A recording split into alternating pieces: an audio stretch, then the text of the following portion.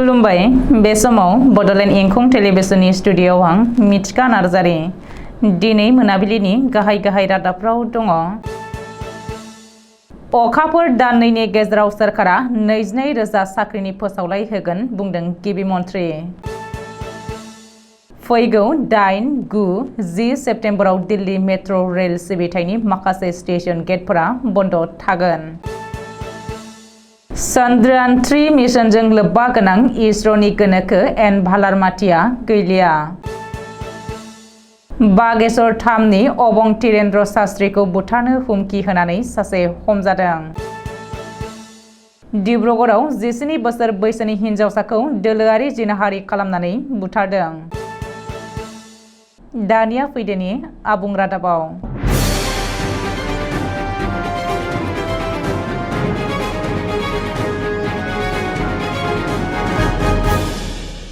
थांनाय 2021नि बिसायख'थि इस्ताहाराव फोसावखानाय बायदिनो आथिखालाव 1 लाख साख्रि होनायनि टारगेटखौ आबुं खालामनो थाखाय बिजेपि दोलोजों दैदेनजानाय आसाम सरकारा आथिखालाव अखाफोर दाननैनि गेजेरावनो गासै 22,000 थामथि आरो ब्रैथि थाखोनि साख्रिनि थाखाय फोसावलाय फोसावगोन।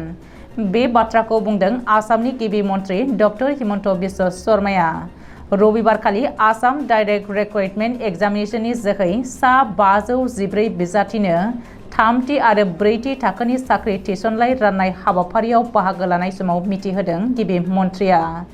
गुबुन गुबुन बिफाननि लांदां जानानै थानाय गासै मोन 22,000 मासिखौ सुफुंनो थाखाय आसाम सरकारा खामानि मावगासिनो आरो रायजो राजानो खोथा होनाय बायदिनो डक्टर हिमन्त बिश्व शर्माजों दैदेनजानाय आसाम सरकारा गासै 1 लाख साख्रि होनायनि टारगेटआ 3 बोसोर आबुं जाब्लानो दाफुंहैजोबगोन होननानै गिबि मन्थ्रिया फोरमायबावदों।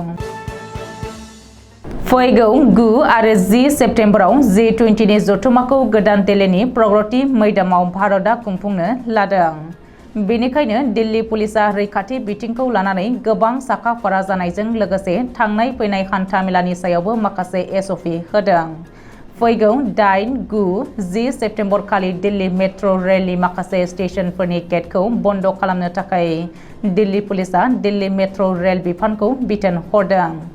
लोगोसेनो दिल्ली गोजौसिन बिजिरसालिनि मेट्र' रेल स्टेशनखौ मख'जानाय सानथामाव आबुङै बन्द खालामथारनांगौ होननानै बिथोन होदों। बेनि अनगायैबो RK पुराम, मतिबाग, बिकाजी केमा पेलेस, मुनिका, IIT आरो सदर बाजार मेट्र' रेल स्टेशननि राजा लामाजों नांजाबनाय गेटफोरखौ बन्द थागोन होननानै मिथिहोदों।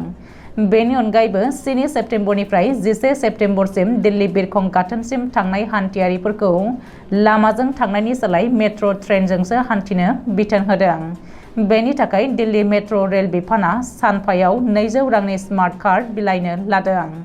अदेबानि सानथामनि लाखायोब्ला 500 रांल' नांगोन होननानै मिथिहोबावदों। चन्द्रयान 3खौ अखाफोराव दैथायहरनाय इन्डियान स्पेस रिसार्च अर्गानाइजेशन एबा इसर'नि गोनोखो एन भालारमाटिया हार्ट एटाक जानानै हरखाबै रुंसारि जाबाय। सनिबारनि हराव एन भालारमाटिया चेन्नाइआव जोबथा हां लादों। साइन्टिस्ट एन भालारमाटिनि रुंसारि जानाय खौरांखौ मोननानै इसर'नि बारग' director general doctor VP Venkata कृष्णनआ दुखु मोननाय फोरमायदों। गोनोखो एन भालारमाटिनि रुंसारि जानायाव इसर' नखरा कन्डलेन्स खालामदों। उत्तर प्रदेशआव बागेश्वर 3नि गावखौनो अबंलावरिनि थान्दै होननानै सिनायथि होग्रा धीरेन्द्र कृष्ण शास्त्रीखौ बुथारनो थाखाय ससियेल मिडियानि इन्स्टाग्रामाव हुमखि होनानै सासे हमजादों। सुलुङाव फोरमायथिनाय बायदिब्ला गावखौनो अबंलावरिनि थान्दै एबा अबंलावरि होननानै दाबि खालामग्रा धीरेन्द्र शास्त्रीखौ बेलारेनि आन्नास आनसारी मुंनि सासे सुबुङा बुथारनो होननानै हुमखि होदोंमोन। बेनि हेंथायै जायगानि हिन्दु ग्रुपआ आन्नास आनसारीनि हेंथायै हाफिगन्ज थानायाव FIR होदोंमोन। बेनि असिलाजोंनो पुलिसआ आन्नास आनसारीखौ एरेस्ट खालामबाय होननानै मिथिहोदों SP राजकुमार आगराला। खर'सा आसामनि डिब्रुगड़आव मुगैथाव जाथाय। 17 बोसोर बैसोनि सासे हिन्जावसाखौ दोलोआरि जिनाहारि खालामनानै बुथारदों। बुथारखांनानै हिन्जावसाखौ गोदोनायाव दिरुं आलायनानै दोनदोंमोन रेपिस्टफोरा। डिब्रुगड़ सदर थानानि बेन्दों बानिपुर टेकिरिगावआव जादों बे जाथाया। पुलिसनि सुलुङाव फोरमायथिनाय बायदिब्ला रबिबारनि हराव हिनजावसाखौ दोलोआरि जिनाहारि खालामदोंमोन आरो समबारनि फुङाव बुथारदोंमोन रेपिस्टफोरा।